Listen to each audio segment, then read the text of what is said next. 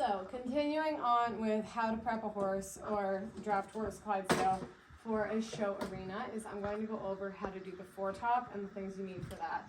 The foretop or forelock is usually done up in a 3-part braid to be held off to the side. You're going to want a stool.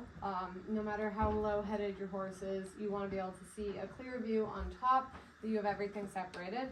I would suggest a pair of clippers to clean up the area if it isn't already a nice bridle path, separation, etc. A hairbrush, and then a ribbon. My ribbons tend to be very dramatic. You can do a much thinner ribbon, and you can do a much shorter ribbon. I just like the extra pizzazz.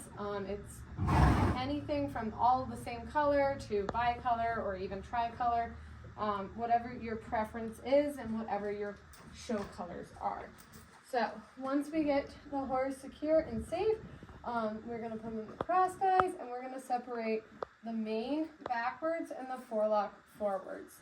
So that way you can have a nice clear definition of the two. And we're going to use this halter to actually hold back the mane so that way I don't get it caught up. And if you come up over here, we're going to just brush through that and get it off to the side. All the way through. You don't want just the ends. Next, we're going to be separating. You're going to decide what side your horses are going on. If all of your horses on the left are going to have theirs to the left and the rights are going to be to the right, doesn't really matter. As long as you have some sort of uniform pattern, you can do them all to the right, all to the left. Just make sure that they have some sort of pattern going on. We're obviously going to be doing hers off to the right. We're going to separate one bunch down at the bottom and then separate two. From here, it starts off with just a normal braid, taking the bottom over the top, pulling over the middle, and then you take the top and put it over the bottom. This is where things start to get funky. Once I raise that second one, I'm going to grab my ribbon, tuck the knot under. We don't want it to stick up, and we're going to add that to it.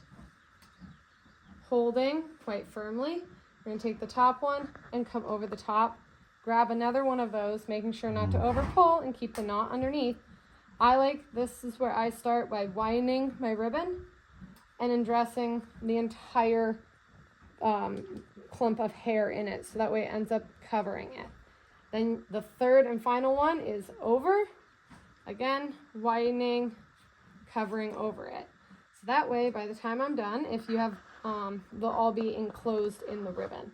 If they seem to come out like this, and if I was to pull it over, it would be on top, what I end up doing is I pull the hair first, straighten out, pull the ribbon second. Same thing. If it's enclosed, it's pretty easy. You can kind of get them to start wrapping around it, but if it was to, you just go hair first, untuck your ribbon, ribbon after. So that way, when you're completely done, you've got 3 strands that are wrapped up in ribbon, and it looks like just color coming straight from their hair. Should be able to braid simple from here. Sometimes this is where it's handy if someone just can't get them started, that they take over for you, and braiding down. The length, again, some people will have just a short 8 inches, and you can tie it off there. I, again, prefer a much longer one. I did recently start shortening where I tie my knots because I was leaving a longer tail, but we will go until my newest style, which is where I like to leave a little bit of a flag, almost like a banner length of maybe 4 or 5 inches. Don't want anything too dramatic, but at this point, you take one of your strands and you fold up over, making a 4, and pull down. From here, you would end up tucking it underneath the bridle, underneath the forelock. The handy thing about these is later, if you're giving the horse a break or taking them apart for lunch or dinner, is that actually you can just loop your fingers around and tie it in a quick release knot.